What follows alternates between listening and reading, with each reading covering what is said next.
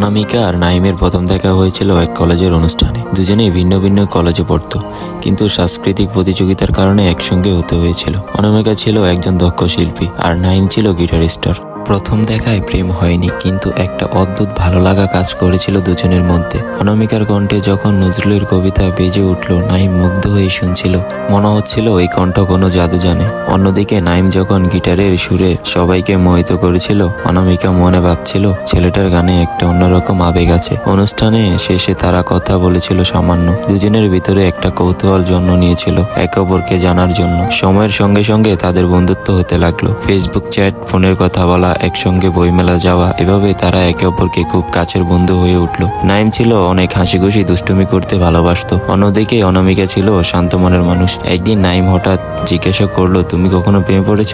অনামিকা হাসলো, বলল, না তেমন হয়নি, তবে ভালো লাগা হয়েছে অনেকবার। নাইম বলল, তাহলে আমি যদি বলি আমি তোমার ভালো লাগার মানুষ হতে চাই? অনামিকা হেসে বলল, তুমি কি মজা করছো? নাইম বলল, না একদম না, আমি জানি না এটা প্রেম কিনা, কিন্তু আমি চাই তুমি আমার জীবনে থাকো। এই কথোপকথনের পরে অনামিকার মনেও এক অদ্ভুত অনুভূতি জন্ম নেয়। সে বুঝতে পারছিল নাইমের প্রতি তার অনুভূতিটা বন্ধুত্বের চেয়েও বেশি, কিন্তু স্বীকার করতে ভয় পাচ্ছিল। একদিন বৃষ্টির দিনে তারা দুজনে ক্যাম্পাসের কফি শপে বসেছিল।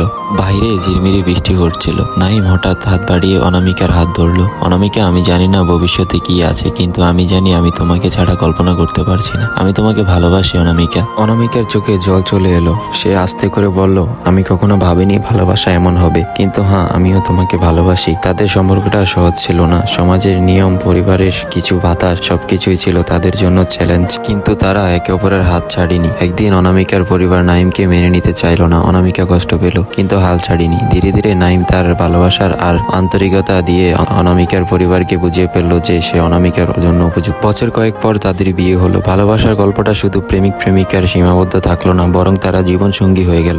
এক সন্ধ্যায় নাইম বলল, অনামিকা, আমাদের গল্পটা আসলে সিনেমার মতো, তাই না? অনামিকা হেসে বলল, হয়তো, কিন্তু সিনেমার গল্পগুলো তো বাস্তবে এত সুন্দর হয় না। এভাবেই তারা একসঙ্গে চলতে লাগলো, হাত ধরাধরি করে এক অনন্ত পথের দিকে। ভালোবাসার গল্পগুলো কখনো শেষ হয় না। অনামিকার নাইমের গল্প শেষ হয়নি, কারণ ভালোবাসা মানে কেবল প্রেমে পড়া নয়। ভালোবাসা মানে একসঙ্গে পথ চলা, সুখ দুঃখ ভাগ করে নেওয়া, আর সারা জীবন একে অপরকে পাশে থাকা। এই ছিল আজকের ভিডিও। আমরা অন্য কোনো ভিডিওতে অন্য কোনো গল্প নিয়ে হাজির হব।